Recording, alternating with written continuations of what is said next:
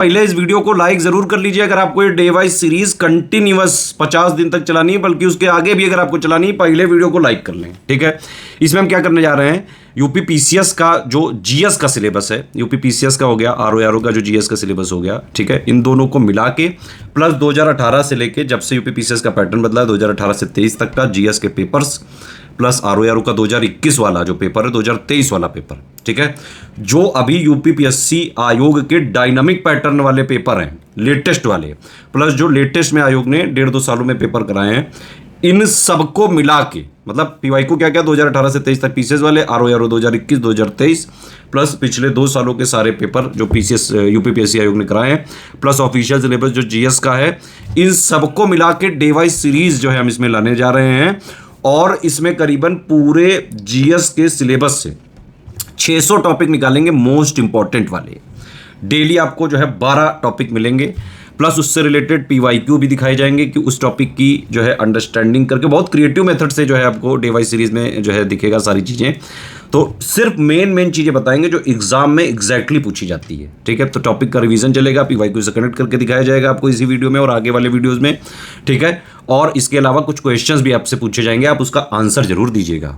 अच्छा, मिसलेनियस का पापा वीडियो अलग से मिलेगा तो वो इसमें इंक्लूडेड नहीं है। करंट अफेयर का हम रिवीजन और पापा अलग से देते हैं, वो इसमें इंक्लूडेड नहीं है। बजट इकोनॉमिक सर्वे पापा वो भी इसमें इंक्लूड नहीं है। लेकिन बाकी जीएस का कंप्लीट जो स्टैटिक वाला है, बिल्कुल नया सिलेबस, डायनामिक जो पैटर्न चल रहा है उसके हिसाब से, और जितना पीवाईक्यू अभी भी रिलेवेंट है उन सबको मिला के मोस्ट इंपॉर्टेंट 600 टॉपिक्स हैं इसमें। वीडियो देखने से पहले एक इंपॉर्टेंट इंफॉर्मेशन है आप सभी लोगों के लिए, अभी भी जितना टाइम बचा है यूपी पीसीएस 2024 प्री के लिए, आरओ 2023 का री एग्जाम प्री के लिए जो है जितना टाइम बचा है, इसमें स्टडी फॉर सिविल सर्विसेज का सिलेक्शन मटेरियल, पेड ग्रुप के जो है exclusive recorded videos, paid quiz, test series, इन सबको लेके जो है पढ़ाई प्रैक्टिस रिवीजन करके आराम से कट ऑफ निकल सकता है, चाहे जैसा पेपर आ जाए, easy moderate tough analytical conceptual.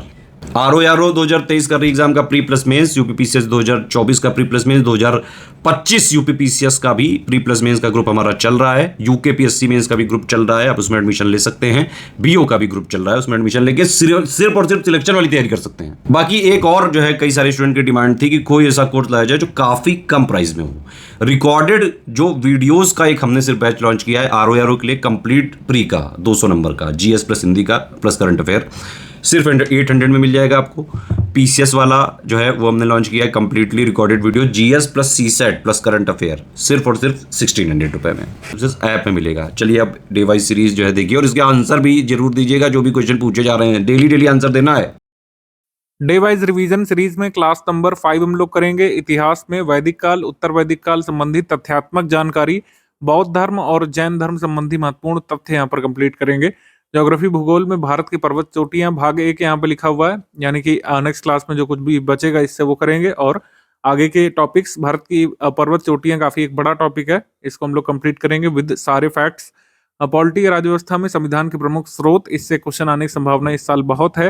राज्यों का पुनर्गठन और उनसे संबंधित आयोग, अर्थव्यवस्था में इकोनॉमिक रिफॉर्म्स, भारत की आर्थिक सुधार, और पर्यावरण में एक्वाटिक इकोसिस्टम और ग्रासलैंड इकोसिस्टम, यानी कि घास भूमि पारिस्थितिकी तंत्र और जो है ये एक्वेटिक यानी कि जलीय पारितंत्र के बारे में हम लोग स्टडी करेंगे। सारे इंपॉर्टेंट टॉपिक हैं और टॉपिक वही लिए जाएंगे जिससे क्वेश्चन बनने की संभावना कम से कम आपके एग्जाम में रहे। लेकिन उससे पहले लास्ट क्लास में जो आपने कंप्लीट किया उसका आप यहाँ पे अंडरस्टैंडिंग शो करिए। अगर आपने लास्ट क्लास देखी है, क्लास नंबर 4, तो ये क्वेश्चन आप कर पाएंगे। पारिस्थितिकी तंत्र में ऊर्जा का प्रवाह एक दिशीय होता है। खाद्य श्रृंखला में जीवों से ऊर्जा के रूप में ऊर्जा का जो क्षय होता है और इस ऊर्जा का पुनः उपयोग नहीं किया जा सकता है। तो बताइए कौन सा इसका आंसर सही होगा। कथन और कारण वाला प्रश्न है, इंग्लिश मीडियम में भी लिख करके आए हैं, हिंदी इंग्लिश की डिमांड आ रही है, जो चीज़ इंग्लिश में वो हिंदी में भी है। Energy flow in an ecosystem is unidirectional. Energy lost as heat from the organism in the food chain and this energy can be reused. तो क्या इसका सही कथन या कारण है, बताइए कमेंट करके। दूसरा question, which of the following with reference to service sector is are correct? Retail trade falls under tertiary sector. Research and development based activities comes under quaternary sector. खुदरा व्यापार तृतीय कार्यकलाप के अंतर्गत आता है। अनुसंधान और विकास आधारित क्रियाकलाप चतुर्थक कार्यकलाप के अंतर्गत आता है। बताइए कौन सही है। और the main objectives of economic reforms इस जो है क्लास में हम लोग पढ़ेंगे, तो ये वाले क्वेश्चन का आंसर तो इस क्लास को खत्म करने के बाद आप कर पाएंगे।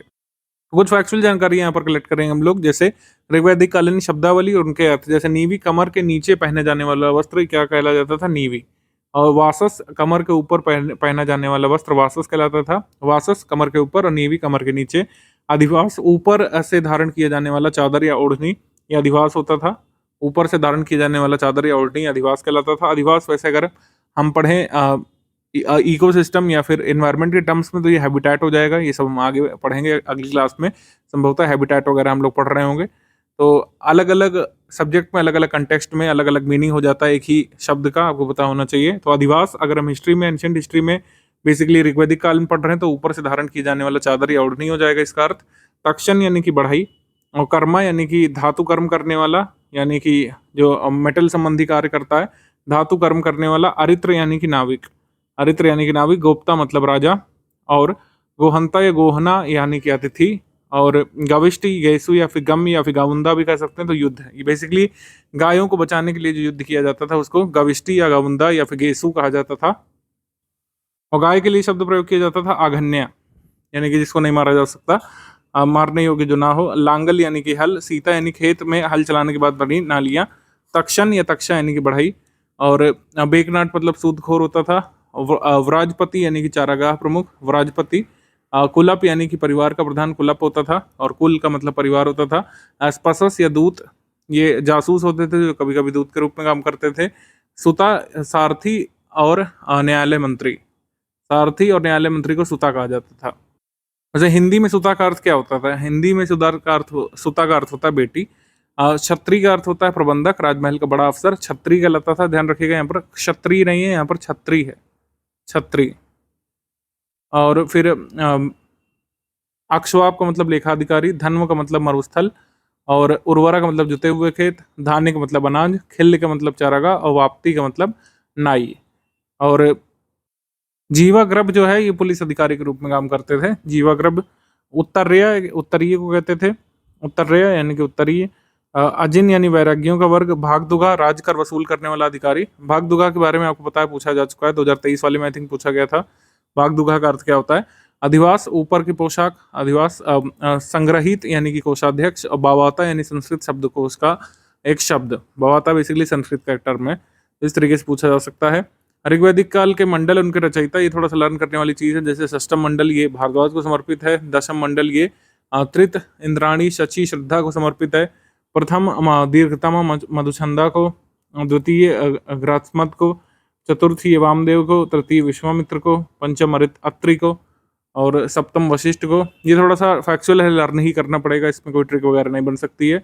अब ये जो अलग अलग प्रकार के यज्ञ हैं उनके अर्थ क्या होते हैं? ब्रह्म यज्ञ यानी कि वेदों को पढ़ना और पढ़ाना जिसमें यज्ञ में होता है उसको ब्रह्म यज्ञ बोलते हैं। भूत यज्ञ यानी सभी प्राणियों को आहुति जिसमें दी जाती है। देव यज्ञ जिसमें अग्नि को आहुति देते हैं। मनुष्य यज्ञ यानी अतिथियों का जिसमें सम्मान करते हैं। और ये फिर कुछ लिस्टिंग है, जैसे पंजाब में कौन कौन से स्थल हैं? दधेरी है, रोपड़ है, संघोल है। और हरियाणा में कौन कौन से स्थल हैं? भगवानपुरा, दौलतपुर, राजाकर्ण का टीला। राजस्थान में नूह है, जोधपुरा है, गिलुंद है जो चालकोलिथिक साइट है। उत्तर प्रदेश में जो आलमगीरपुर है ये इंदुस वैली साइट है। हुलास है, हस्तिनापुर, ठीक है, ये महाजनपद काल संबंधित साइट हो गई। आईछत्र, जखेड़ा, मथुरा, सौगारा से इंस्क्रिप्शंस वगैरह मिले हैं गुप्त काल के। तो जितने भी एंशिएंट साइट्स हैं वो कहाँ पे किस राज्य में है इसका क्लैरिटी है। ऋग्वेद में शाकल शाखा किसकी? ऋग्वेद की है। सामवेद की है रणानीय शाखा। यजुर्वेद की होती है काण्व शाखा। अथर्ववेद की 2 शाखाएं, पिप्पलाद और शौनक शाखा। ये इंग्लिश मीडियम में भी गिवन है, आप यहाँ पे देख सकते हैं। इंग्लिश मीडियम वाले इसको नोट कर सकते हैं, क्योंकि ज़्यादातर चीज़ें एंशिएंट हिस्ट्री में हमको जैसी हैं वैसे ही याद करनी। जैसे छत्री है तो इसको छत्री ही लिखा जाएगा इस तरीके से। अक्षवापा को अक्षवाप लिखा जाएगा। धन्व को धनवा इसी तरीके से लिखा जाएगा। और खिल्ली को खिल्ली इसी तरीके लिखा जाएगा। तो ज़्यादा यहाँ पे महत्व नहीं रहेगा इंग्लिश हिंदी का, लेकिन फिर भी यहाँ पर आप नोट कर सकते हैं, ठीक है, ये इस तरीके से नोट कर सकते हैं। अब बौद्ध संगति के बारे में बात कर लेते हैं। बौद्ध संगति इतनी बार पूछा जा चुका है कि मैं उम्मीद नहीं करता हूँ कि यूपीपीएससी पूछेगा, फिर भी एक इजी क्वेश्चन के लिए हमेशा तैयार रहना चाहिए। पहली बौद्ध संगति का स्थान कहाँ है? राजगृह में। और अध्यक्ष इसके महाकश्यप थे। कौन सा शासक जिसके पैट्रोनेज में हुई थी बौद्ध संगति पहली? ये अजातशत्रु हर्यंक वंश के थे। हर्यंक वंश के शासक, उनके काल में हुई थी राजगृह में। फिर वैशाली में होती है कालाशोक के काल में, शुशनाग वंश के कालाशोक के काल में। अध्यक्ष सब्बकामी थे। तृतीय बौद्ध संगति पाटलिपुत्र में। अशोक यहाँ पर मौर्य वंश के शासक जो थे, ये अध्यक्ष थे। मुगली पुत्र तिस्य की अध्यक्षता में हुई थी। चौथी बौद्ध संगति कनिष्क के कुषाण वंश के शासक की अध्यक्षता में हुई थी, मतलब ये इसकी कह सकते हैं पैट्रोनेज में हुई थी। इनके संरक्षण में अध्यक्ष थे वसुमित्र या फिर अश्वघोष। कुंडलवन कश्मीर में हुई थी चौथी बौद्ध संगति। एक फिफ्थ बुद्धिस्ट काउंसिल जो हुई थी म्यांमार में, तत्कालीन बर्मा में हुई थी 1871 में। हालांकि ज़्यादातर कंट्रीज़ के जो बौद्ध मत के मानने वाले हैं वो इसको रिकॉग्नाइज नहीं करते फिफ्थ के रूप में, लेकिन मांडले में बर्मा में 1871 में फिफ्थ बुद्धिस्ट काउंसिल भी हुई थी। बल्कि एक सिक्स्थ भी आयोजित की गई थी बर्मा में ही, यंगून में 1954 में भी, जिसको सिक्स्थ कहा जाता है। लेकिन हम जनरली एग्जाम के लिए 4 ही ध्यान रखते हैं, ये एडिशनल इन्फॉर्मेशन आपके पास होनी चाहिए। हीनयान महायान मत में बट गया था ये फोर्थ बुद्धिस्ट काउंसिल में, कुंडलवन कश्मीर में जो थी कनिष्क के समय। इसमें ये 2 मतों में 2 सेक्ट में बट गया था बौद्ध धर्म, हीनयान और महायान। तो इसमें बेसिक डिफरेंसेस को देख लेते हैं। हीनयान का अर्थ निम्न मार्ग होता है, महायान का अर्थ उत्कृष्ट मार्ग होता है। महायान बेसिकली एक ऐसा सेक्ट था बुद्धिज्म के भीतर उन्होंने क्रिएट किया था जो ज़्यादा एक्सेसिबल हो, ज़्यादा लोगों को जोड़ सके, क्योंकि जो हीनयान था ये बहुत ही कट्टर पाथ था और इसको हर कोई नहीं अपना सकता था। इसमें पिनेंस यानी तपस्या, तप, बहुत सारी चीज़ें छोड़नी पड़ती थी, तब आप जो है अरहत की प्राप्ति कर सकते थे। जबकि महायान बौद्ध धर्म में कहा गया था कि आप जो है नॉर्मल लाइफ जीते हुए भी बोधिसत्व के मार्ग पर जा सकते हैं। तो महात्मा बुद्ध को एक महापुरुष माना जाता था, कोई ईश्वर नहीं माना जाता था हीनयान में, जबकि उन्हें देवता मान करके उनकी पूजा वगैरह की जाने लगी थी, उनकी मूर्ति पूजा की जाने लगी थी महायान बौद्ध धर्म में। तो महायान बौद्ध धर्म को श्रेय जाता है बुद्ध की मूर्ति पूजा करने का। तो बुद्ध और बोधिसत्व की मूर्ति पूजा ये लोग करने लगे थे महायान वाले। हीनयान में ये व्यक्तिवादी धर्म था, इसके अनुसार प्रत्येक व्यक्ति को अपने प्रयत्न से ही मोक्ष प्राप्त करना होगा, जबकि परोपकार और परसेवा पर बल दिया गया था कि इससे भी मोक्ष की प्राप्ति हो सकती है। महायान बौद्ध धर्म में मूर्ति पूजा और भक्ति में विश्वास नहीं करता था हीनयान, जबकि मूर्ति पूजा में विश्वास करने लगे थे महायान अनुयायी। इसकी साधन पद्धति बहुत कठोर थी और भिक्षु के जीवन का समर्थक ये था हीनयान बौद्ध मत। जबकि महायान में क्या था कि आप सर्वसाधारण जो काम करते हैं अपना, अगर राजा हैं, अगर अधिकारी हैं, कहीं पर कहीं श्रमिक हैं, तो भी अपने दैनिक कार्य करते हुए बौद्ध मत को अपना सकते हैं। और इसका आदर्श था अरहत की प्राप्ति करना। हीनयान में अरहत को प्राप्ति करना चाहते थे, जबकि महायान में बोधिसत्व की प्राप्ति करना चाहते थे। बोधिसत्व के बारे में जिनको क्लैरिटी नहीं है, बोधिसत्व को जो है डिफाइन किया गया है थेरी गाथा में कि जो भी व्यक्ति बुद्धत्व को प्राप्त करना चाहता है, बुद्ध के मार्ग पर चल करके जो भी व्यक्ति बुद्धत्व को प्राप्त करना चाहता है वो बोधिसत्व है। ठीक है, जो भी बुद्ध बनना चाहता है, बुद्ध के मार्ग को पर चलना चाहता है, वो वही बोधिसत्व है, ये ध्यान रखिएगा। तो बोधिसत्व को प्राप्त करना उद्देश्य था महायान बौद्ध धर्म का। 2 प्रमुख संप्रदाय, 2 सब सेक्ट हीनयान के बटे थे, वैभाषिक और सौतांत्रिक। और महायान के 2 सब सेक्ट बने थे, विज्ञानवाद या योगाचार जिसको कहा गया था, और शून्यवाद यानी कि माध्यमिक और योगाचार 2 इसके सब सेक्ट थे महायान बौद्ध धर्म के। बाकी बौद्ध धर्म से संबंधित जो 4 आर्य सत्य, दुख समुदाय, दुख निरोध, दुख गामिनी प्रतिपदा, ये सब चीजें पूछी जा चुकी हैं। अष्टांगिक मार्ग में सम्यक दृष्टि, सम्यक संकल्प, सम्यक वाक, कर्मांत, आजीव, व्यायाम, स्मृति और सम्यक समाधि। बुद्ध, धम्म और संघ ये 3 त्रिरत्न है। स्तूप 4 प्रकार के होते हैं, भौतिक स्तूप, पारिभौगिक स्तूप, उद्देशिक स्तूप, पूजार्थक स्तूप। बौद्ध साहित्य को त्रिपिटक कहा जाता है, पाली भाषा में है बौद्ध साहित्य, ध्यान रखना है, जबकि जैन साहित्य प्राकृत भाषा में है। प्राचीन काल में बौद्ध शिक्षा के 3 प्रमुख केंद्र थे, नालंदा, वल्लाभी और विक्रमशिला। वल्लाभी कहाँ था? गुजरात में। नालंदा महायान बौद्ध धर्म के लिए फेमस था और वल्लाभी हीनयान बौद्ध धर्म की शिक्षा का केंद्र था। विक्रमशिला महाविहार की स्थापना किसने की थी? पाल नरेश धर्मपाल ने। इसके बारे में हम आगे बात करेंगे जब अलग अलग डायनेस्टीज के बारे में स्टडी करेंगे। कुमारगुप्त प्रथम ने नालंदा बौद्ध विहार को दान दिया था। नालंदा महाविहार बौद्ध अध्ययन का आधुनिक केंद्र है। बिहार सरकार ने 1951 में इसको स्थापित करवाया था, मॉडर्न और मतलब कह सकते हैं इसको रिबिल्ड करवाया था, और फाइनली इसका नया कैंपस अभी पीएम मोदी जी ने इनॉग्रेट किया था। जैन धर्म के तीर्थंकर को देख लेते हैं हम लोग। जैन धर्म के तीर्थंकरों के बारे में एक बार क्रोनोलॉजी में लगाने को आया था, तो मेरे हिसाब से कम तीर्थंकर नंबर 21 से लेकर 24 जरूर ध्यान रखना चाहिए आपको, और शुरू के 4 जरूर ध्यान रख सकते हैं, 8 तो आप जरूर ध्यान रख सकते हैं। और अगर ये फिर से क्रोनोलॉजी में लगाने को आ गया तो अगर आपको पहले और आखिरी के पता है तब आप कर ले जाएंगे। सभी के प्रतीक वगैरह मेरे हिसाब से नहीं याद रखने की ज़रूरत है, इतना यहाँ पे काफ़ी है। जो पाप यानी सिन का जो कॉन्सेप्ट है आप ध्यान रखिएगा, ये जैनिज्म में तो है, दूसरों को हार्म करना पाप माना जाता है जैनिज्म में, लेकिन बुद्धिज्म में सिन यानी पाप का कोई भी कॉन्सेप्ट नहीं है, ध्यान रखिएगा। बुद्धिज्म में पाप का कोई कॉन्सेप्ट नहीं है। तो बुद्ध मूर्तियां मिली हैं अलग अलग, उसमें कई सारी मुद्राओं का उल्लेख है। तो एक ध्यानी बुद्ध की कई सारी मुद्राएं जो इंपॉर्टेंट वाली मैं आपको बता दे रहा हूँ। ध्यानी मुद्रा है, एक वितर्क मुद्रा है, एक धर्म चक्र मुद्रा है, एक भूमि स्पर्श मुद्रा है और एक अभय मुद्रा है। अभय मुद्रा का उल्लेख अभी राहुल गांधी ने किया था। राहुल गांधी ने कहा था कि कांग्रेस का जो सिंबल है, जो मतलब हाथ है, वो अभय मुद्रा को दर्शाता है। उन्होंने पार्लियामेंट में कहा था, तो ये काफी चर्चा में आया था। अभय मुद्रा जो है बुद्धिज्म से एसोसिएटेड है। फिर उत्तर बोधि मुद्रा, मुद्रा ऑफ सुप्रीम विजडम, और अंजलि मुद्रा, दोनों हाथों को जोड़ना, और वाज्र प्रसादमा मुद्रा। तो ये कुछ इंपॉर्टेंट मुद्राएं हैं जिसकी मूर्तियां मिली हैं। ठीक है, अब हम बात कर लेते हैं थोड़ा सा ज्योग्राफी सेक्शन में आ जाएंगे। ज्योग्राफी सेक्शन में पिछले कह सकते हैं वीडियो लेक्चर में हमने पठारों के बारे में पढ़ा था। कुछ पठार रह गए थे, इसको हम लोग कवर कर लेते हैं। दंडकारण्य का पठार, दंडकारण्य का पठार आप यहाँ पर देख सकते हैं। दंडकारण्य प्लेट्यू के बारे में क्वेश्चन आ चुका है। तो दंडकारण्य प्लेट्यू जो है, इसका विस्तार कहाँ है? इसका विस्तार ओडिशा, छत्तीसगढ़, महाराष्ट्र, आंध्र प्रदेश और तेलंगाना तक है। ये भारत का मध्यवर्ती भाग में स्थित है, ये ध्यान रखिएगा। तो दंडकारण्य का प्लेट्यू ओडिशा, छत्तीसगढ़, महाराष्ट्र, आंध्र प्रदेश और तेलंगाना में भी है। इसका विस्तार ध्यान रखिएगा। तो अगर आपसे एग्जाम में पूछ लें Dandakaranya plateau is a part of Deccan plateau, तो आप क्या मानेंगे, ट्रू और फॉल्स? तो Dandakaranya is not a part of Deccan plateau.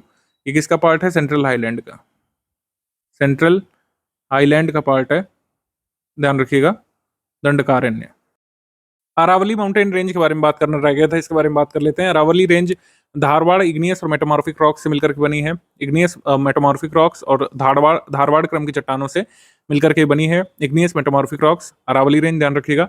और oldest of old mountain in the world इसको कहा जाता है। ओल्डेस्ट टेक्टोनिक माउंटेन या फिर oldest of old mountain in the world, ये प्राचीन वलित पर्वत की श्रेणी में आता है। गुरु शिखर या माउंट आबू इसका उच्चतम बिंदु है, गुरु शिखर या फिर माउंट आबू। बानस, लूनी और साबरमती रिवर जो है इससे निकलती है या इसको क्रॉस करती हैं। लार्जेस्ट मार्बल डिपॉजिट है ये है, और गुजरात से दिल्ली तक ही फैला हुआ है अरावली, ध्यान रखिएगा। गुजरात से दिल्ली तक, देखिए यहाँ पे दिखाया भी हुआ है, गुजरात से ये दिल्ली तक इस तरीके से यहाँ पर हरियाणा को क्रॉस करते हुए फैली हुई है अरावली श्रृंखला। इसमें जो पासेस हैं अरावली रेंज में, कौन से हैं? पिपली घाट पास, देवायर पास और देसुरी पास। पिपली घाट पास, देवायर पास और देसुरी पास, ये सब राजस्थान के पासेस हैं, ये ध्यान रखिएगा। अब थोड़ा माउंटेन रेंजेस को मैप में हम लोग देख लेते हैं। मैप में नहीं देख पाए थे लास्ट वीडियो में।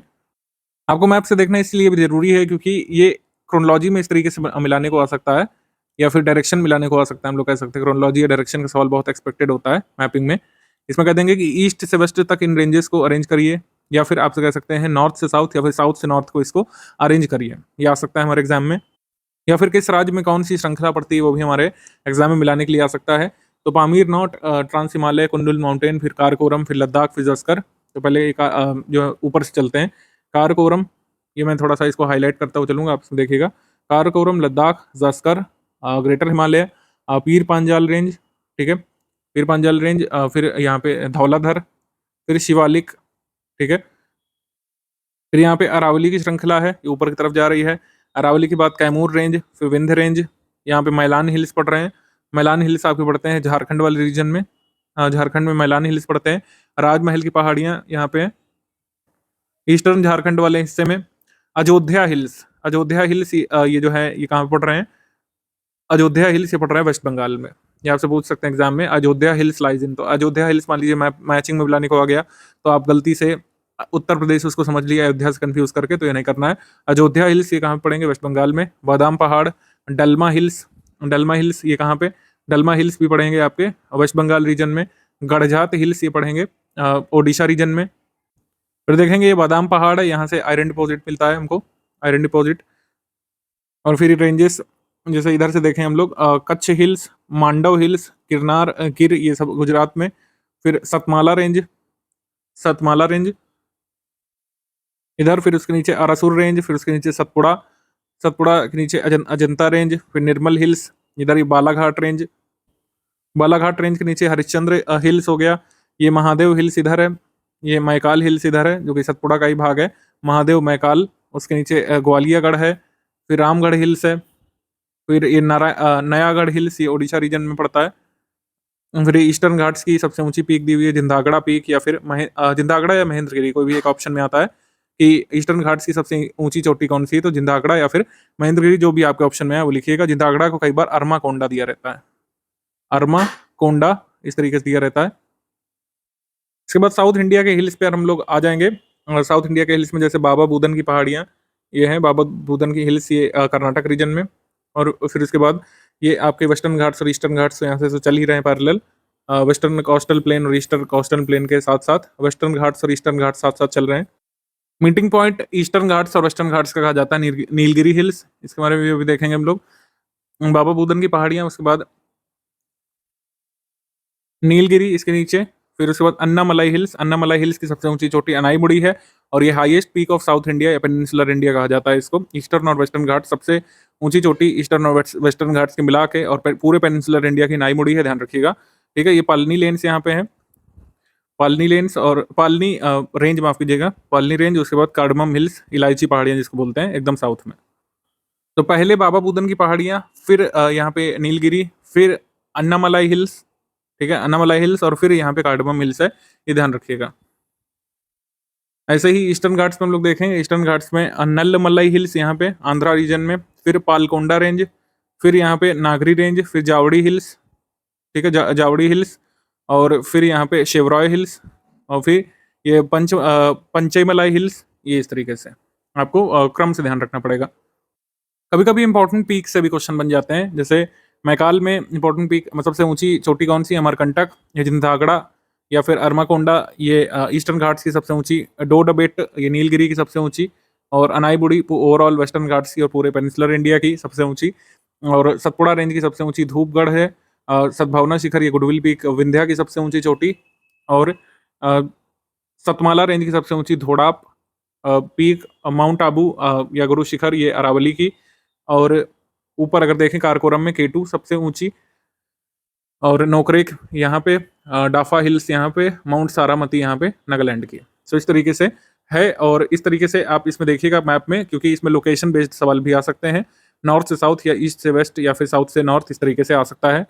एसीएफ के पेपर में एक बार इस तरीके से पूछा गया था, एसीएफ यूपी पीसीएस के पेपर में पूछा जा चुका है ये। भारत की निम्नलिखित पर्वत श्रेणियों को उनकी अवस्थिति के अनुसार उत्तर से दक्षिण की तरफ व्यवस्थित करना है। उत्तर से दक्षिण यानी कि ऊपर से नीचे की तरफ ले जाना है। तो अगर आपको पता हो यहाँ पे, जैसे आप देख सकते हैं कि माउंट केटू सबसे ऊपर है, माउंट केटू सबसे ऊपर है, तो दो ऑप्शन तो ऐसे ही एलिमिनेट कर जाएंगे।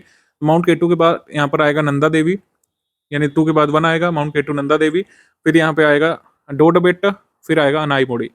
तो इस तरीके से पूछा गया था ये प्रश्न।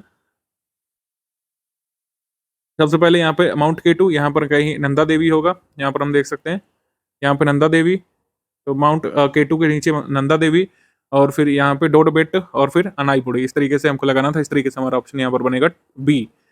तो इस तरीके से भी सवाल आ सकता है, ध्यान रखिएगा। यहाँ पर राज्यवार भी हम लिख देते हैं, राज्यवार सबसे ऊंचे शिखर कौन किसका कहाँ पे है।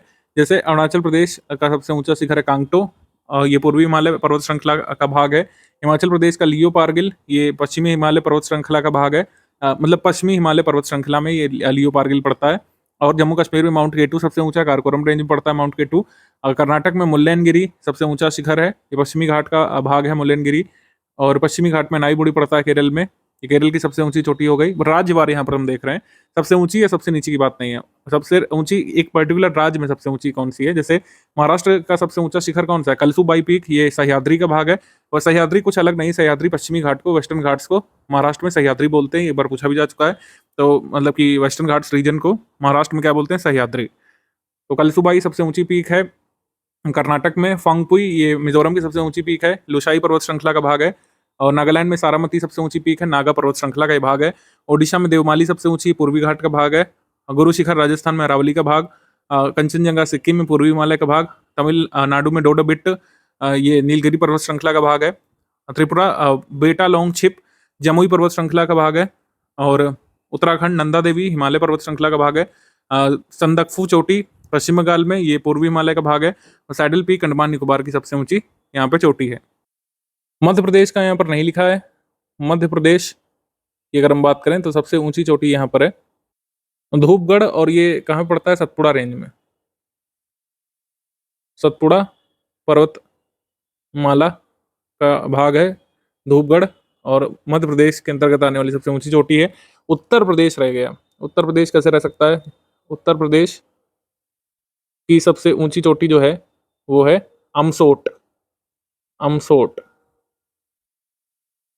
और ये शिवालिक हिल्स में पड़ता है, शिवालिक, ये ध्यान रखिएगा।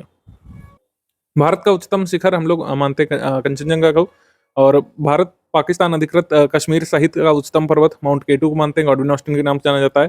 सबसे पुरानी पर्वत श्रृंखला अरावली को, पश्चिमी घाट तथा दक्षिण भारत की सबसे उच्चतम चोटी अनाईबुड़ी, अरावली पर्वत श्रृंखला की सबसे ऊंची चोटी गुरु शिखर माउंट आबू के समीप है राजस्थान में, और रायसीना हिल्स दिल्ली का क्षेत्र जहां राष्ट्रपति भवन बना है। रायसीना हिल्स किसका विस्तार है? अरावली पर्वत श्रृंखला का ही है, तो हरियाणा से होते हुए दिल्ली तक जाती है।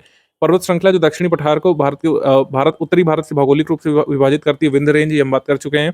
पश्चिमी घाट को महाराष्ट्र में सह्याद्री हिल्स के नाम से जानते हैं। वैष्णो देवी त्रिकूट पर्वत पर है।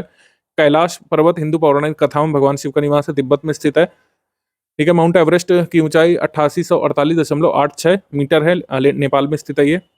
पॉलिटी सेक्शन में आ जाएंगे। सोर्सेस ऑफ इंडियन कॉन्स्टिट्यूशन हम लोग देख लेते हैं। सोर्सेस ऑफ इंडियन कॉन्स्टिट्यूशन में हमने ऑस्ट्रेलिया के संविधान से क्या लिया? समवर्ती सूची, व्यापार, वाणिज्य और समागम की स्वतंत्रता और संसद के दोनों सदनों की संयुक्त बैठक ऑस्ट्रेलिया से हमने ली है।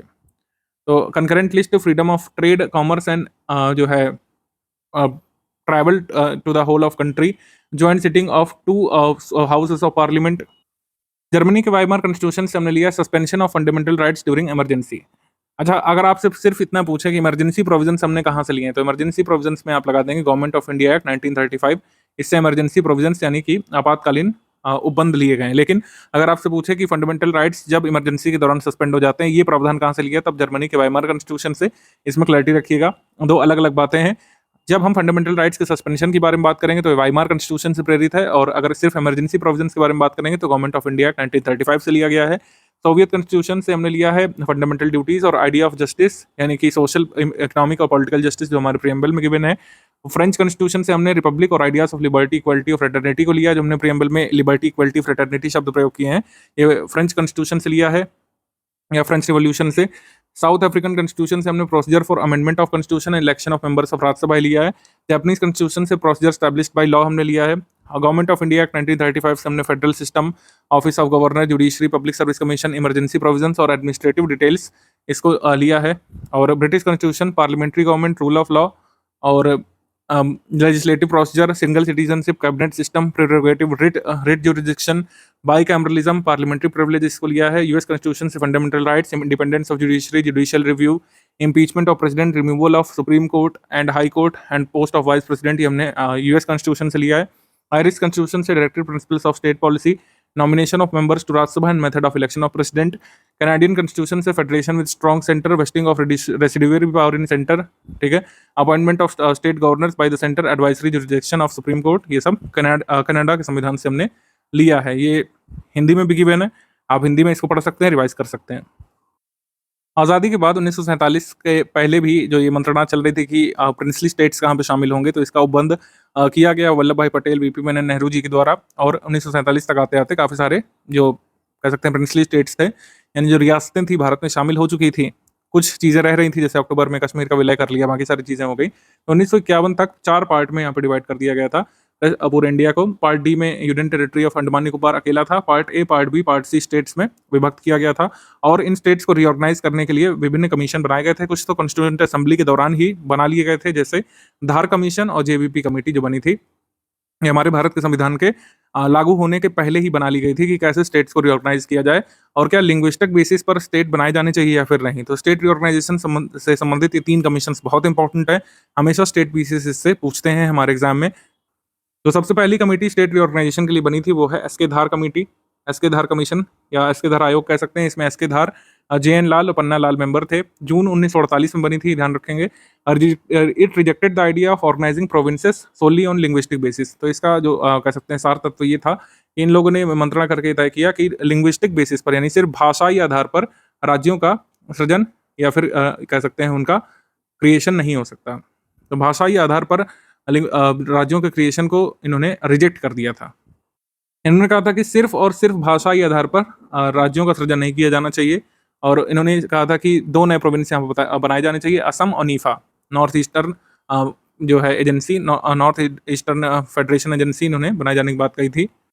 नॉर्थ ईस्टर्न फ्रंटियर एजेंसी माफ कीजिएगा, इसका नाम था, मैंने शायद फेडरेशन बोल दिया। North eastern frontier agency Nipah इसको बनाया गया था। असम और नीफा 2 नए प्रोविंस क्रिएट किए गए थे, धर और पन्नालाल और जे एन लाल कमीशन के अंतर्गत। फिर अगला कमीशन बनता है दिसंबर 1948 में, 6 महीने बाद। इन्होंने ये तय किया था, जेबीपी कमेटी जैसा नाम है, इसमें कौन कौन शामिल थे? जे से जवाहरलाल नेहरू इसमें शामिल थे, पी से यहाँ पर शामिल थे वल्लभ भाई पटेल, वी से वल्लभ भाई पटेल एक्चुअली, और पी से यहाँ पर शामिल थे पट्टाभी सीतारमैया, पट्टाभी सीतारमैया इसमें शामिल थे। इन लोगों ने मिलकर के क्या तय किया कि जो प्रोविंसेस है वो सिक्योरिटी, यूनिटी और इकोनॉमिक प्रॉस्पेरिटी को ध्यान में रख करके बनाए जाने चाहिए, लिंग्विस्टिक बेसिस पर नहीं। लिंग्विस्टिक बेसिस पर प्रोविंसेस क्रिएट करने की मांग को इन्होंने एक तरीके से रिजेक्ट किया और कहा कि economic prosperity, security, unity of India ये यहाँ पे कंसर्न होने चाहिए नए प्रोविंसेस क्रिएट करने के लिए।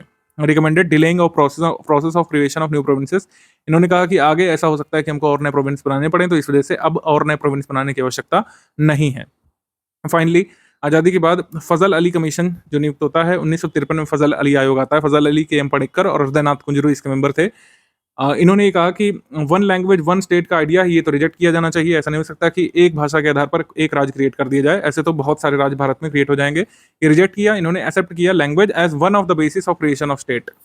फजल अली कमीशन के बारे में दोनों ही स्टेटमेंट एग्जाम में आ सकती हैं कि it rejected the idea of one language one state, यानी एक भाषा एक राज्य का जो कॉन्सेप्ट है इन्होंने अस्वीकार किया, ये सही। और language is one of the basis of creation of state, यानी कि लैंग्वेज को स्टेट क्रिएट करने के लिए एक आधार माना जा सकता है, ये इन्होंने माना।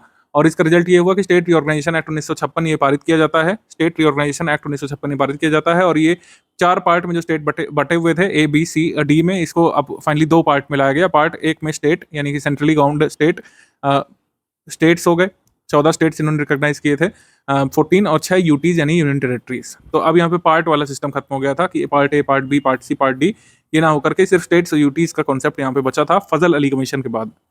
फिर आगे जाकर के आप देखेंगे लिंग्विस्टिक बेसिस पर पहला राज्य क्रिएट होता है आंध्र प्रदेश, और वो सब आगे हम देखेंगे। लास्ट टाइम में हमने लास्ट लेक्चर में आपको जो इंपॉर्टेंट फैक्ट्स थे वो क्लियर कर ही दिए थे, उसके आगे हम और भी क्लियर करेंगे किस तरीके से आगे चीज़ें चली थी। इकोनॉमिक रिफॉर्म्स इन इंडिया देख लेते हैं। इकोनॉमिक रिफॉर्म्स इन इंडिया का बैकग्राउंड क्या है इसको समझिए पहले। इकोनॉमिक रिफॉर्म्स आए, कोई ऐसा नहीं था कि एकदम से लाए गए थे या फिर पॉलिसी चेंजेस के तहत लाए गए थे। कुछ चीज़ें पहले हुई थी जिसको सही करने के लिए इनको लाया गया था। जैसे आप देखेंगे 1980s से भी पहले 1960s या फिर 70s के दौर में देखेंगे लाइसेंस राज यहाँ पे चलता था। छोटे छोटा उद्योग क्रिएट करने के लिए लाइसेंस यहाँ पे ऑब्टेन करना पड़ता था। कई सारे कंप्लाइंसेस थे, बहुत तरीके की कंप्लाइंस यहाँ पर पास करनी पड़ती थी और अधिकारियों के हाथ में होता था कि वो लाइसेंस जारी करेंगे कि नहीं करेंगे। कई बार भ्रष्टाचार वगैरह भी होता था, घूस वगैरह मांगी जाती थी लाइसेंस जारी करने के लिए। कुल मिलाकर ईज ऑफ डूइंग बिजनेस का कोई ऐसा कॉन्सेप्ट था नहीं जो आजकल ईज ऑफ डूइंग बिजनेस के बारे में बात की जाती है। वहां पर तत्कालीन ऐसा कुछ नहीं था। आज से 50 साल पहले ईज ऑफ डूइंग बिजनेस नहीं होता था, सिर्फ कंप्लाइंसेस होते थे और लाइसेंसेस होते थे जो कि ऑब्टेन करने मैंडेटरी होते थे। ठीक है, उसके बाद ये monopoly restrictions on trade practices act 1969 ही चलता था। इसके तहत कई सारे यहाँ पे कह सकते हैं प्रतिबंध लगाए गए थे कि विस्तार नहीं होने देते थे इंडस्ट्रीज का। उद्योग को एक तरीके से संकुचित कर रखा गया था कि बहुत सारे लाइसेंसेस ऑब्टेन करने पड़ेंगे, मोनोपोली नहीं क्रिएट हो जाए। इस वजह से ज़्यादातर चीज़ें स्टेट के हाथ में रखी गई थी। बिजनेस करने की स्वतंत्रता का अभाव यहाँ पे था MRTP एक्ट के तहत। तो ट्रेड प्रैक्टिसेस को कुल मिलाकर के इवॉल्व नहीं होने दिया जाता था। उद्योगों और बैंकों का राष्ट्रीयकरण किया गया था। ज़्यादातर फोकस किया जाता था कि स्टेट के कंट्रोल में हो, बैंक स्टेट के कंट्रोल में हो। जो मैन्युफैक्चरिंग कंपनीज है बड़ी बड़ी या फिर जो इंडस्ट्रीज हैं, ज़्यादातर जो कोर इंडस्ट्रीज या बेसिक इंडस्ट्रीज हैं, 17 तरीके की कोर इंडस्ट्रीज, जो इस समय 8 बची हैं कोर इंडस्ट्रीज, पहले 17 तरीके की होती थी, उनको जो है बेसिक या कोर इंडस्ट्रीज में रखा गया था। यानी कि टोटल जो प्रोडक्शन वगैरह है या फिर उनका जो गवर्नमेंट एडमिनिस्ट्रेशन है उन इंडस्ट्रीज का सीधे सरकार के हाथ में रहता था डायरेक्टली। इनवर्ड लुकिंग स्ट्रैटेजी हम लोग फॉलो करते थे क्योंकि सिर्फ भारत और भारत के हिस्से के बारे में सोचते थे, पूरे वर्ल्ड की तरफ नहीं देखते थे कि वर्ल्ड कैसे ग्रो कर रहा है। तो दीर्घकालिक संरचनात्मक समस्याएं ये थी। इसका परिणाम ये होता है कि 1980s के आते आते तक काफ़ी यहाँ पे स्थिति खराब हो जाती है। हालांकि ऐसा नहीं कि सरकार कुछ कर नहीं रही थी इसके लिए। राजीव गांधी सरकार ने कई सारे प्रयास किए थे इन समस्याओं को दूर करने के लिए, लेकिन 1988 के आसपास 1988-89 में यानी कि 1980 के दशक के अंत में कई सारी समस्याएं होने लगी थी। एक तो पॉलिटिकल स्टेबिलिटी भी नहीं थी उस समय। तो उससे क्या होता है आगे जाकर के ट्रेड डेफिसिट भारत का बहुत ज़्यादा बढ़ गया था और जितने भी फिस्कल इंडिकेटर्स थे जो भारत के फेवर में होने चाहिए थे वो सारे फेवर के बाहर चले गए थे। कुवैत का इराक पर हमला होता है, गल्फ वार जब शुरू होती है, तेल की कीमतों में इतनी वृद्धि हो जाती है, भारत का बैलेंस ऑफ पेमेंट लगातार गिर रहा था, करंट अकाउंट डेफिसिट बढ़ रहा था, फिस्कल डेफिसिट बढ़ रहा था और सारे जो फिस्कल मेजर्स जो होने चाहिए थे, फिस्कल इंडिकेटर्स, वो भारत के पक्ष के खिलाफ चले गए थे और तुरंत एक्शन लेने की आवश्यकता थी। लेकिन बैकग्राउंड में आप देखेंगे बैकग्राउंड क्या था कि जितने भी गवर्नमेंट्स आ रही थी वो ज़्यादा ग्रोथ और डेवलपमेंट के लिए काम नहीं कर रही थी। हम बात कर रहे हैं 1960s से लेकर के, जब नेहरू जी सेकंड टाइम के बाद बने थे, उसके बाद से लेकर 1980s तक भी देखेंगे इंदिरा गांधी की सरकार में ज़्यादा यहाँ पे प्रयास नहीं किए गए थे और जो ग्रोथ थी वो बहुत स्टैग्नेंट थी। ग्रोथ बहुत ही स्टैग्नेंट थी, करीब 3.5% की ग्रोथ अचीव की जा रही थी लगातार 1950s से लेकर 1980s के दशक तक। और इसको प्रोफेसर राजकृष्ण ने 1978 में एक टर्म दिया था, हिंदू ग्रोथ रेट दिया था। यानी कि जो स्टैग्नेंट ग्रोथ रेट थी, इसको हिंदू ग्रोथ रेट टर्म दिया था इन्होंने। प्रोफेसर राजकृष्ण जो इकोनॉमिस्ट थे, इन्होंने कहा था कि जो वृद्धि दर है ये हिंदू ग्रोथ रेट है, यानी कि बहुत ही स्टैग्नेंट वृद्धि दर है, 3.5% के करीब थी। सो हिंदू ग्रोथ रेट का जो कॉन्सेप्ट है, हमारे एग्जाम में पूछ चुके हैं कि ये हिंदू ग्रोथ रेट जो टर्म है बेसिकली किससे बिलोंग करता है। क्या ये हिंदू मुस्लिम की पॉपुलेशन ग्रोथ से संबंधित है, या फिर क्या ये कल्चरल ग्रोथ से संबंधित है? नहीं, एक्चुअली इकोनॉमिक ग्रोथ से संबंधित है। जो मैक्रो इकोनॉमिक ग्रोथ होनी चाहिए इकोनॉमी की, वो बहुत स्लो थी इंडिया की 1950 से लेकर 1980s तक, जो करीब 3.5% की थी। इसी को हिंदू ग्रोथ रेट नाम दिया गया था। तो हिंदू ग्रोथ रेट तो चलिए, ग्रोथ तो हो रही है कुछ, लेकिन अब धीरे धीरे क्या हुआ कि फिजिकल डेफिसिट यहाँ पे बहुत ज्यादा बढ़ने लगा, सरकार पर कर्ज बहुत ज्यादा हो गया था, सरकार के पास फॉरेस्ट रिजर्व बहुत ही कम हो गया था। और शायद ये एस्टिमेट किया गया था कि अगले 15 दिन तक भी चलाने भर का फॉरेस्ट रिजर्व नहीं बचा था। तो तुरंत ही जो है स्ट्रक्चरल चेंजेस यहाँ पे किए जाते हैं। 1991 से स्ट्रक्चरल चेंजेस जो किए जाते हैं, पीवी नरसिम्हा राव के नेतृत्व में। पीवी नरसिम्हा राव को father of economic reforms in India भी कहा जाता है।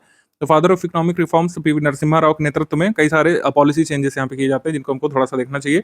पॉलिसी चेंजेस की अगर हम बात करें तो सबसे पहला इन्होंने फिजिकल रिफॉर्म्स यहाँ पर लिए थे, राजकोषीय सुधार यहाँ पे किए थे, और डिसइन्वेस्टमेंट किया गया था। गवर्नमेंट इक्विटीज को यहाँ पे बेचा गया था, जो इंडस्ट्रीज नहीं काम कर रही थी वहां पर सरकार ने डिसइन्वेस्टमेंट का यहाँ पे काम किया। ठीक है।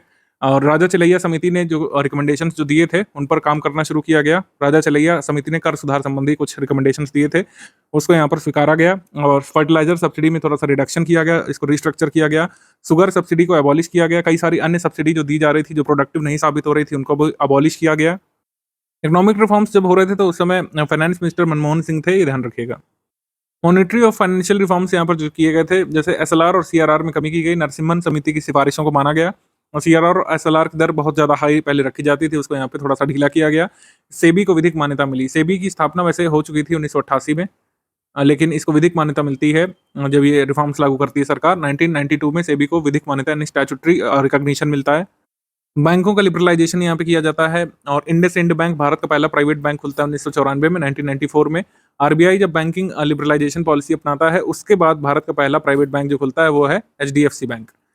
आरबीआई की लिबरलाइजेशन पॉलिसी के बाद जो भारत का पहला प्राइवेट बैंक खुलता है वो एचडीएफसी बैंक है। ध्यान रखिएगा, दो अलग अलग बातें। भारत का पहला प्राइवेट बैंक इंडसइंड बैंक, और आरबीआई की उदारीकरण नीति की लागू होने के बाद भारत का पहला प्राइवेट बैंक एचडीएफसी बैंक खुलता है। और ट्रेड पॉलिसी रिफॉर्म्स यहाँ पे किए गए थे। टैरिफ्स को रेशनलाइज किया गया था। पहले टैरिफ 300% तक कुछ कुछ प्रोडक्ट्स पर लगता था, उसको हटा करके कम किया गया था, और मैक्सिमम टैरिफ 70%, 80% इस तरीके से किया गया था। इंपोर्ट एक्सपोर्ट को डीरेगुलेट किया गया था, और जो नियम थे वो ढीले किए गए थे, जिससे जो है एक्सपोर्ट भारत का बढ़ सके और फॉरेक्स रिजर्व अच्छा हो सके। उसके बाद इंडस्ट्रियल पॉलिसी रिफॉर्म यानी लाइसेंस राज जो हमने पहले बात की थी, लाइसेंस राज को पूरी तरीके से डिसमेंटल किया गया मनमोहन सिंह जी के नेतृत्व में। 8 कोर इंडस्ट्रीज की गई, जो पहले 17 हुआ करती थी, सिर्फ 8 कोर इंडस्ट्रीज रह गई, जो सिक्योरिटी पर्पस के लिए सरकार के पास रहनी जरूरी थी, न्यूक्लियर एनर्जी वगैरह। और बाकी सब जो है प्राइवेट सेक्टर को भी खोल दी गई, जैसे पहले पेट्रोलियम वगैरह हो गया, हाइड्रोकार्बन हो गया, ये सिर्फ और सिर्फ जो है स्टेट के पास होता था। लेकिन इंडस्ट्रियल लाइसेंसिंग को खाली 18 प्रकार के इंडस्ट्री तक सीमित रखा गया, बाकी सबको डिलाइसेंस कर दिया गया। और एमआरटीपी एक्ट को रिपील कर दिया गया, जो काफ़ी बाधक बन रहा था यहाँ पर ईज ऑफ डूइंग बिजनेस में। पब्लिक सेक्टर को ऑटोनॉमी दी गई, पहले बहुत ज़्यादा दखलंदाजी होती थी ब्यूरोक्रेट्स की, उसको थोड़ा सा फ्री किया गया। पब्लिक सेक्टर को ऑटोनॉमी दी गई, जिससे अच्छा वो लोग काम कर सकें।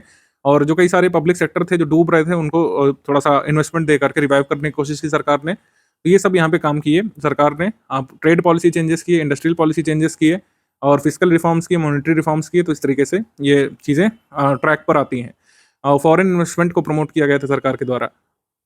1991 में भारत सरकार ने 2 स्टेप में 3 दिनों के भीतर जो हमारा करेंसी है भारतीय रुपये को डिवैल्यू किया था, डिवैल्यूएशन किया गया था। ये कई बार पूछा जा चुका है कि एक ही हफ्ते में, यानी कि एक बार पहले 1 जुलाई 1991 को और फिर 3 जुलाई 1991 को जो है रिजर्व बैंक ऑफ इंडिया ने इंडियन करेंसी को 20% से डिवैल्यू किया था, to invite FDI as a part of liberalisation policy. Liberalisation policy के तहत भारतीय रुपये को करीब 19% 20% तक इन्होंने डिवैल्यू किया था। मतलब 2 फेजेस में 3 दिनों के भीतर 2 बार इंडियन रुपये को डिवैल्यू किया गया था आरबीआई के द्वारा लिबरलाइजेशन पॉलिसी के तहत। तो ये सब रिफॉर्म के पार्ट हो गए, जो जरूरी चीज़ें थी लगभग सब हमने बता दी हैं। जो है इकोनॉमिक रिफॉर्म्स 1991 के बारे में, इससे बाहर आपसे नहीं पूछ सकते हैं। बाकी जो पेड ग्रुप के मेंबर्स हैं उनको तो पूरा डिटेल वीडियो मिला ही होगा, वीडियो लेक्चर इसके बारे में। टाइप्स ऑफ इकोसिस्टम के बारे में बात कर लेते हैं। नेचुरल, आर्टिफिशियल, मैन मेड, ये हमने पढ़ा था। नेचुरल इकोसिस्टम के दो मेजर भाग होते हैं, टेरेस्ट्रियल और एक्वेटिक।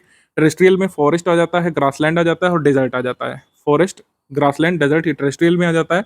एक्वेटिक में मरीन आता है, फ्रेश वाटर आता है। और आर्टिफिशियल मैन मेड इकोसिस्टम में तमाम तरीके की चीज़ें आ जाती हैं जो हम लोग बनाते रहते हैं। टाउनशिप बनाते हैं, ठीक है, इकोनॉमिक जोन वगैरह बनाते हैं, आर्टिफिशियल लेक्स बनाते हैं, क्रॉपलैंड बनाते हैं, गार्डन बनाते हैं, जू बनाते हैं, जूलॉजिकल पार्क, ये सब। एक्वाटिक इकोसिस्टम में जो मरीन आता है, इसमें आ जाते हैं शैलो सी, यानी कि उथले समुद्र जो बहुत गहरे समुद्र ना हो, और ओपन ओशियन, खुला सागर, ये आ जाते हैं मरीन इकोसिस्टम में। फ्रेश वाटर में लोटिक इकोसिस्टम होता है। लोटिक इकोसिस्टम यानी रिवर, स्ट्रीम और स्प्रिंग, यानी चलता हुआ पानी। और लेंटिक होता है यानी ठहरा हुआ पानी, यानी कि लेक, पॉन्ड या स्वैम्प, झील, तलैया या तालाब, तड़ाग या फिर स्वैम्प, यानी कि जो दलदल होता है, ये लेंटिक में आ जाता है। जो लोटिक यानी कि चलता हुआ पानी, रिवर, स्ट्रीम, स्प्रिंग, ये सब। और लेंटिक यानी कि ठहरे हुए पानी में इकोसिस्टम ये हो जाता है। इसके अलावा एक ब्रैकिश वाटर इकोसिस्टम भी होता है, जिसमें एस्चुरी, मार्शेस और मैंग्रोव स्वैम्प आ जाते हैं। इसको ब्रैकिश वाटर इकोसिस्टम में आप डाल सकते हैं, ठीक है। हमारे एग्जाम पॉइंट ऑफ व्यू से ग्रासलैंड इकोसिस्टम काफी जरूरी होता है, तो इसको हम लोग पढ़ लेते हैं, क्योंकि इससे कई सारे फैक्ट्स आपके एग्जाम में पूछे जाते हैं ग्रासलैंड इकोसिस्टम के बारे में। तो ग्रासलैंड इकोसिस्टम या घास भूमि पारितंत्र जो होता है, इसको यूनेस्को ने डिफाइन किया है as land covered with herbaceous plants with less than 10% tree and shrub cover. पूरे एरिया में 10% से कम ट्री होने चाहिए, मतलब ट्री और श्रब कवर 10% से कम होना चाहिए, और ये हर्बेशियस प्लांट से ढका हुआ होना चाहिए। हर्बेशियस प्लांट का मतलब हो गया नाटे पौधे या फिर घास, ठीक है। And wooden grassland as 10 to 40% shrub cover. ये जो डेफिनेशन यूनेस्को की, ध्यान रख सकते हैं ग्रासलैंड की डेफिनेशन, इसको तभी मैंने ट्रांसलेट नहीं किया है। Land covered with herbaceous plants with less than 10% tree and shrub cover, and wooden grassland as 10 to 40% shrub cover, यानी जहाँ हर्बेशियस प्लांट्स हों और 10% यहाँ पर ट्री श्रब कवर हो, या फिर ऐसा ग्रासलैंड वुडन ग्रासलैंड कहलाता है जहाँ पर 10 से 40% श्रब कवर हो। तो ये हो गया यहाँ पे ग्रासलैंड की definition. These ecosystem are found in the regions where there is a scarcity of water, मतलब पानी की कमी होती है, पानी की अधिकता होती है। जाहिर सी बात है, बड़े बड़े पेड़ उग गए होते हैं जड़ पकड़ के, लेकिन ऐसा नहीं होता है। Scarcity of water and not enough regular rainfall, जहाँ रेगुलर रेनफॉल नहीं होती है बड़े बड़े पौधों को सपोर्ट करने के लिए, वो ग्रासलैंड इकोसिस्टम होता है। इसके दो मेजर टाइप होते हैं ग्रासलैंड इकोसिस्टम के। एक ट्रॉपिकल ग्रासलैंड इकोसिस्टम होता है, यानी उष्णकटिबंधीय घास भूमि, और ये होता है टेम्परेट ग्रासलैंड, यानी कि शीतोष्ण घास भूमि, शीतोष्ण घास भूमि पारितंत्र, और जो है उष्णकटिबंधीय घास भूमि पारितंत्र, ठीक है, ये होता है। इसके फीचर्स यहाँ पे हमने लिख दिए हैं। ट्रॉपिकल में क्या होता है, रेनफॉल यहाँ पर वार्षिक वर्षा होती है 50 से 130 सेंटीमीटर, ये फैक्ट याद करना पड़ेगा। और टेम्परेट ग्रासलैंड में वर्षा होती है 25 से 75 सेंटीमीटर वर्षा होती है। और टेम्परेट ग्रासलैंड जो है, ये चरम जलवायु का क्षेत्र कहा जाता है, यानी कि यहाँ बहुत ज़्यादा सर्दी पड़ सकती है और बहुत ज़्यादा गर्म क्षेत्र भी हो सकता है। बहुत हाई टेम्परेचर भी जा सकता है और बहुत ज़्यादा लो टेम्परेचर भी अनुभव किया जा सकता है। ट्रॉपिकल ग्रासलैंड का एक फीचर होता है कि यहाँ पर छोटे छोटे पादप होते हैं और बड़े बड़े जानवर यहाँ पर रहते हैं जो छुप जाया करते हैं। बड़े जानवर जैसे यहाँ पर पाए जाते हैं एलिफेंट, एलिफेंट हो गया, राइनो हो गया, एलिफेंट, राइनो, लॉयन, ठीक है, जेब्रा, हिप्पो, ये सब इसमें पाए जाते हैं। मतलब बड़े बड़े जो जानवर होते हैं, जिराफ वगैरह, ये इसमें पाए जाते हैं। तभी इसको लैंड ऑफ बिग गेम्स, यानी बड़े शिकारों वाली भूमि भी कहा जाता है। लैंड ऑफ बिग गेम्स, ये एक बार आया था 2019 वाले पेपर में कि which of the following is called land of big games, तो सवाना को लैंड ऑफ बिग गेम्स कहा जाता है, ठीक है। तो पूर्वी अफ्रीका में जो ट्रॉपिकल ग्रासलैंड होते हैं, इसको नाम दिया जाता है सवाना। ब्राजील में जो ट्रॉपिकल ग्रासलैंड होते हैं, उसको नाम दिया जाता है कैंपोस। वेनेजुएला में या कोलंबिया में या फिर नॉर्थ वेस्टर्न साउथ अमेरिका में जो ग्रासलैंड होता है ट्रॉपिकल ग्रासलैंड, उसको नाम दिया जाता है लानोस, ठीक है। और टेम्परेट ग्रासलैंड जो है, उनको इन नामों से जाना जाता है अलग अलग जगहों पर। टेम्परेट ग्रासलैंड को एशिया और यूरोप में स्टेपी और टाइगा नाम से जाना जाता है, स्टेपी और टाइगा। नॉर्थ अमेरिका में प्रेरीज नाम से जाना जाता है, नॉर्थ अमेरिकन प्रेरीज। और प्रेरीज व्हीट यानी गेहूं उत्पादन के लिए प्रसिद्ध है, तभी इसको wheat basket of the world भी कहा जाता है, bread basket of the world भी कहा जाता है, bread basket of the world भी कहा जाता है प्रेरीज को, क्योंकि यहाँ पर गेहूं का उत्पादन काफ़ी अच्छा होता है प्रेरीज में। साउथ अमेरिका में टेम्परेट ग्रासलैंड को पंपास कहा जाता है, लानोस कहा जाता है और सेराडो कहा जाता है। साउथ अमेरिका के विभिन्न देशों में अलग अलग नामों से, जैसे लानोस कहाँ पे कहते हैं, वेनेजुएला, कोलंबिया में, ठीक है। पंपास अर्जेंटीना, उरुग्वे में कहते हैं। तो ये नीचे अभी सूची बनी हुई, इसको देखेंगे। अफ्रीका में सवाना और वेल्ड्स नाम से जाना जाता है, और ऑस्ट्रेलिया में रेंजलैंड और डाउन्स नाम से जाना जाता है, रेंजलैंड और डाउन्स नाम से जाना जाता है। तो अलग अलग ग्रासलैंड अलग अलग देशों में किस नाम से जाना जाता है, जैसे दक्षिण अफ्रीका में ब्राजील में कैंपोज नाम से, वेनेजुएला कोलंबिया में लानोस नाम से, उत्तरी अमेरिका में प्रेरीज के नाम से, और ऑस्ट्रेलिया में ये डाउन्स के नाम से, न्यूजीलैंड में कैंटरबरी के नाम से, यूरोप और एशिया में टाइगा के नाम से। यहाँ पर ध्यान रखिएगा, हम लोग टेम्परेट या ट्रॉपिकल के बारे में नहीं बात कर रहे हैं, एग्जाम में इसी तरीके से आता है। दक्षिण अफ्रीका में वेल्स के नाम से जानते हैं, हंगरी में पुस्ताज के नाम से जानते हैं, यूरोप और उत्तरी एशिया में स्टेपीज के नाम से जानते हैं, स्टेपीज ये टेम्परेट ग्रासलैंड, और ऑस्ट्रेलिया और अफ्रीका में सवाना के नाम से जानते हैं, ट्रॉपिकल ग्रासलैंड को अफ्रीका ऑस्ट्रेलिया में सवाना, और दक्षिण अमेरिका में अर्जेंटीना और उरुग्वे में पंपास के नाम से जानते हैं। इस तरीके से आपको लर्न करना चाहिए। इन टॉपिक्स से यूपीपीएससी में जो पीवाईक्यू आए हैं वो हम लोग नेक्स्ट वीडियो में डिस्कस करेंगे। डे 5 में साइंस सब्जेक्ट के ऊपर जो आज के हमारे टॉपिक हैं वो है इलेक्ट्रोमैग्नेटिक वेव्स के बारे में। सबसे पहले हम समझेंगे कि इसके बेसिक फीचर क्या होते हैं, साथ ही में अलग अलग इलेक्ट्रोमैग्नेटिक वेव्स के जो अलग अलग आविष्कारक हैं उनको देखेंगे, और साथ ही में डिफरेंट टाइप की इलेक्ट्रोमैग्नेटिक वेव्स के क्या क्या यूजेस होते हैं और उनकी प्रॉपर्टीज़ क्या क्या हैं, जो कि एग्ज़ाम पॉइंट ऑफ व्यू से बेहद रेलिवेंट हो सकती हैं। तो शुरू करते हैं। सबसे पहले जो इलेक्ट्रोमैग्नेटिक वेव्स है ना, उसको आगे बढ़ने के लिए किसी टाइप के मीडियम की ज़रूरत नहीं पड़ती, ना तो सॉलिड, ना लिक्विड, ना गैस। वहीं जो मैकेनिकल वेव होती हैं जैसे कि साउंड, उनको आगे बढ़ने के लिए हमेशा मीडियम की ज़रूरत पड़ती है। तो जो साउंड वेव्स हैं जो कि मैकेनिकल वेव का एग्जांपल है, वो पृथ्वी के बाहर जब आउटर स्पेस में हम जाएंगे तो वो किसी की आवाज़ हमें सुनाई नहीं देगी। और वहीं जो लाइट वेव्स है जो कि इलेक्ट्रोमैग्नेटिक वेव का पार्ट है, तो लाइट फिर भी हमें दिखती है। उसका सबसे बड़ा एग्जांपल है सूरज और तारे। वो तो पृथ्वी की रेंज से बहुत बाहर के ऑब्जेक्ट है ना, फिर भी उनकी लाइट हमें दिखती है। तो यहीं से आप समझ सकते हो इलेक्ट्रोमैग्नेटिक वेव वैक्यूम में भी ट्रैवल कर सकती है। इसकी जो वेवलेंथ है 10⁻⁻14 मीटर से लेके 10,000 मीटर तक की रेंज में हो सकती है। सबसे पहले जेम्स क्लार्क मैक्सवेल एक एक्सपेरिमेंट कर रहे थे, 1865 के आसपास की बात है। तब इन्होंने ये देखा था कि कुछ वेव्स ऐसी भी हैं जिनको ट्रैवल करने के लिए मीडियम की ज़रूरत नहीं है, और वहीं से EM वेव्स की डिस्कवरी हुई थी। अब जैसा कि नाम से पता चलता है इलेक्ट्रोमैग्नेटिक वेव, तो इसमें इलेक्ट्रिकल प्रॉपर्टी भी है, मैग्नेटिक भी, क्योंकि इलेक्ट्रिक और मैग्नेटिक फील्ड दोनों इसमें मौजूद हैं और ये दोनों एक दूसरे के परपेंडिकुलर हैं। साथ ही में ये न्यूट्रल होती है, इसमें नेट चार्ज 0 होता है। जिस तरीके से एटम न्यूट्रल होता है ना, उसी तरीके से ये वेव भी न्यूट्रल होती है। सबसे मोस्ट इम्पॉर्टेंट पार्ट अब यहाँ आ चुका है इसका स्पेक्ट्रम।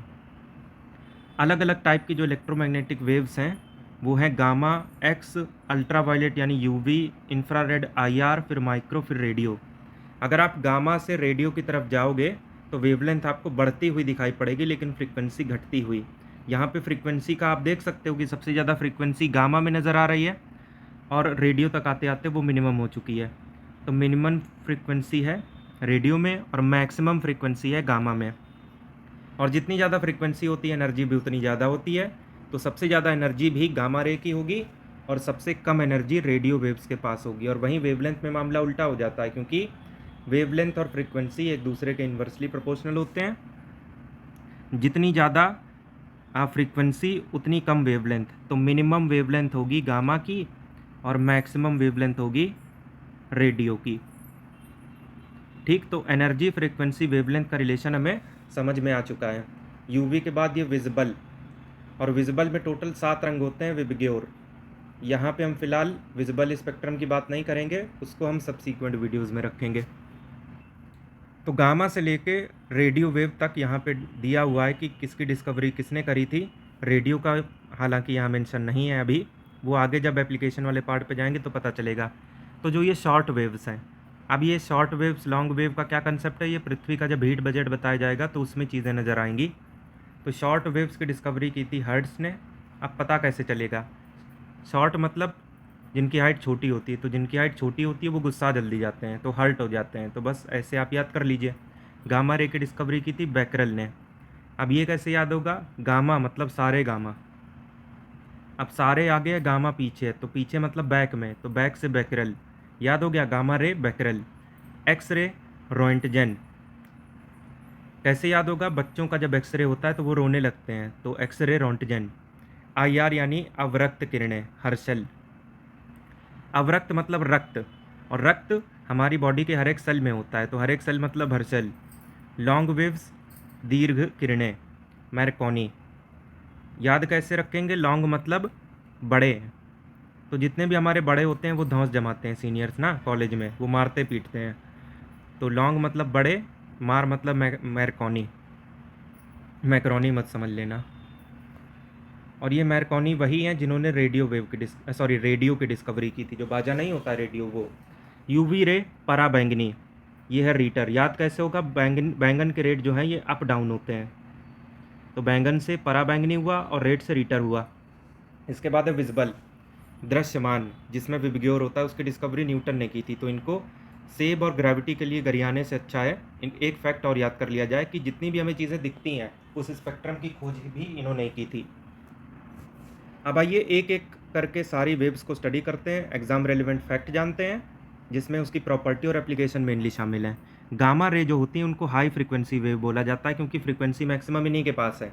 एक चीज़ और ध्यान रखिए कि गामा रे तभी रिलीज़ होती हैं जब न्यूक्लियस टूटता है किसी एटम का, और उसके बाद अल्फ़ा बीटा पार्टिकल रिलीज़ होते हैं। तो ये तभी रिलीज़ होती हैं जब अल्फ़ा बीटा पार्टिकल रिलीज़ हो चुके हों, या फिर आप ऐसा भी कह सकते हैं कि अल्फ़ा बीटा जब निकलते हैं तो उन्हीं की वजह से ये भी निकलती है। ऐसे भी आप समझ सकते हैं कि जब ये रिलीज़ होती है तो साथ में अल्फ़ा बीटा भी रिलीज़ होते हैं।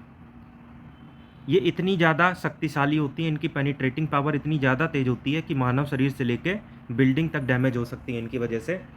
15 सेंटीमीटर का स्केल होता है, उसका डबल करिए तो 30 सेंटीमीटर हो गया। इतनी मोटी चादर के पार भी ये आसानी से जा सकती है, लोहे की चादर की बात कर रहे हैं।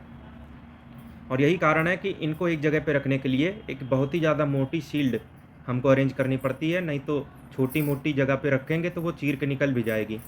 और यही वजह है कि आज के टाइम पे कई सारे देश गामा रे को यूज़ कर रहे हैं युद्ध में लड़ने के लिए, कि क्या पता कब युद्ध हो जाए, तो इसका इस्तेमाल हमको करना पड़ेगा, तो इस पे बेस्ड हम वेपन बना रहे हैं। जब ये हमारी बॉडी में प्रवेश करते हैं तो शरीर की आंतरिक संरचना तो डैमेज होती है, कई सारे ऑर्गन डैमेज होते हैं, लीवर किडनी वगैरह, लेकिन साथ में डीएनए स्ट्रक्चर भी अपना बिगड़ सकता है, तो इससे हमें बच के रहना पड़ता है काफ़ी। फोटोग्राफिक प्लेट पे अगर इसको डालेंगे तो केमिकल रिएक्शन चालू हो जाएगा। कैंसर ट्रीटमेंट में ये सबसे ज़्यादा यूज़ होती हैं। इसकी पेनिट्रेटिंग पावर हमने अभी अभी देखी कि लोहे का चादर भी इससे नहीं बच रहा है, इंसान बिल्डिंग भी नहीं बच रहा है, तो कैंसर सेल क्या चीज़ है, वो भी नहीं बचती हैं। लेकिन अगर कैंसर स्टेज 3 या 4 में है तो गामा के बस की भी बात नहीं होती, उसमें ये चीज़ हालांकि अलग है। इसके बाद आते हैं एक्स रे के ऊपर, और जैसे हम गामा से एक्स की तरफ मूव किए तो बताइए क्या बढ़ा क्या घटा। चलिए जल्दी से कमेंट करिए, फ्रीक्वेंसी बढ़ी कि वेवलेंथ बढ़ी। अब एक्सरे के बारे में बात करते हैं तो इसके डिस्कवरर, बच्चे जब जाते हैं एक्सरे कराने तो रोने लगते हैं ना, याद आ गया होगा। तो अभी अभी हमने क्या बोला, एक्सरे कराने जाते हैं, मतलब हम ये चेक कराने जाते हैं कि कहीं कोई हड्डी तो नहीं टूटी, या फिर हमारे फेफड़े या लीवर या किडनी में कहीं कोई दिक्कत तो नहीं है। तो बेसिकली हम डायग्नोस कराने के लिए जाते हैं, और इसके बाद ट्रीटमेंट पर्पस में भी ये यूज़ होती है। साथ ही में आपने अगर कोविड के टाइम पे सीटी कराया होगा अपना, तो वहाँ पे लिखा होता है कि मल्टीपल सीटी अलाउ नहीं है, क्योंकि एक्सरे जो हैं अगर ज़्यादा करके शरीर में पड़ेंगी तो हालांकि शरीर को चीर तो नहीं देंगी, लेकिन काफ़ी हद तक डैमेज कर सकती हैं।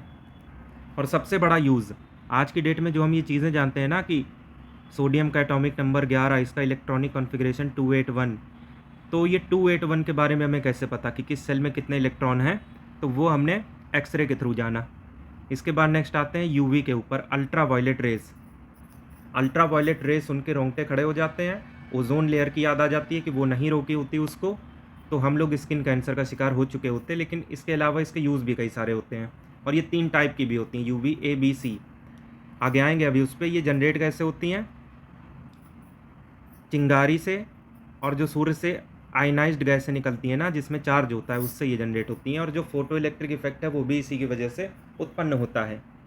फोटो इलेक्ट्रिक इफेक्ट वही है जिसकी वजह से आइंस्टीन को नोबेल प्राइज़ मिला था, और कब मिला था आप ये कमेंट में बताएंगे। इसके यूजेस बड़े सारे इंपॉर्टेंट हैं, कहाँ कहाँ पे ये यूज़ होती है। सबसे पहले अगर आपके पास कोई ऐसा पेपर है जिस पे आपको सामने से दिख रहा है कि कुछ नहीं लिखा है, लेकिन उस पर यूवी रे मारेंगे तो उसमें लिखेगा अच्छा इसमें तो ये लिखा है, मतलब इनविजिबल राइटिंग को पढ़ना। साथ में मानव शरीर में जितने भी बैक्टीरिया हैं उसको डिस्ट्रॉय करने के लिए, और जितने भी नकली डॉक्यूमेंट हैं या नकली नोट हैं उसका पता करने के लिए। एक ऐसा नोट जो सामने से असली मालूम पड़ रहा है, लेकिन यूवी रे मारेंगे तो उस पर इस तरीके की चांद जैसी आकृति कई सारी दिखाई पड़नी चाहिए, ऐसा कुछ क्राइटेरिया होता है सेट करने का। साथ ही में फूड प्रिजर्वेशन में लंबे समय तक किसी खाद्य पदार्थ को स्टोर करना है तो उसमें भी ये काम देती है। आजकल के जो आरओ होते हैं ना, वाटर प्योरीफायर, उसमें यूवी लिखा होता है, अगर आपने कभी देखा हो तो वो इसलिए क्योंकि अल्ट्रा वायलेट रेस की लैंप वहाँ पे यूज़ होती है पानी में बैक्टीरिया मारने के लिए, और यही वजह है कि ज़्यादा उसके पास आप रहोगे तो नुकसान करेगी। और तभी लोग कहते हैं कि आरओ का पानी नुकसान कर रहा है, तो वो पानी नहीं नुकसान कर रहा होता है, वो यूवी रे नुकसान कर रही होती है। साथ में इसका डिसएडवांटेज तो हमें पता ही है कि ज़्यादा इसके संपर्क में रहोगे तो स्किन जल जाएगी और हो सकता है लंबे टाइम बाद स्किन कैंसर भी हो जाए। ओजोन लेयर का शुक्रिया अदा करना पड़ेगा क्योंकि वो इसको एब्जॉर्ब नहीं करती, तो ये काफ़ी हद तक हमें नुकसान पहुंचा चुकी होती। यूवी रे 3 टाइप की होती हैं, ए बी सी।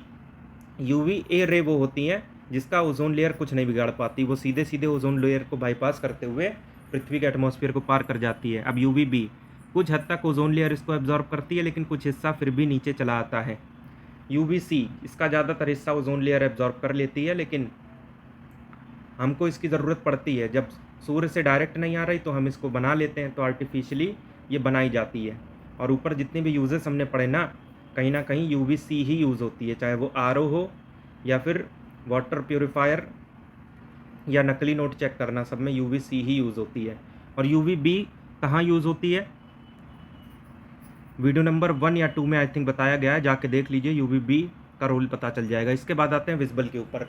न्यूटन को शुक्रिया कहते हुए इसमें आगे बढ़ेंगे बिना उनको गाली दिए हुए, क्योंकि विजिबल की डिस्कवरी उन्होंने ही की थी स्पेक्ट्रम की। इसकी वेवलेंथ होती है 390 से 780 न्यूटन मीटर के बीच में। कहीं कहीं पे ये 380 मिलेगा, कहीं ये 750 मिलेगा। तो जो मोस्ट एक्सेप्टेबल रेंज है वो हमने आपको बता दी। 7 रंग होते हैं इसमें।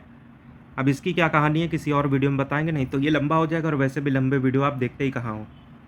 हालांकि सिलेक्शन उसी से होता है, और यहाँ पे भी आप अच्छा तभी महसूस कर पा रहे होंगे जब आप हमारे लंबे लंबे वीडियो देख के आए होंगे, क्योंकि ये तो हमारी रिवीजन सीरीज़ है।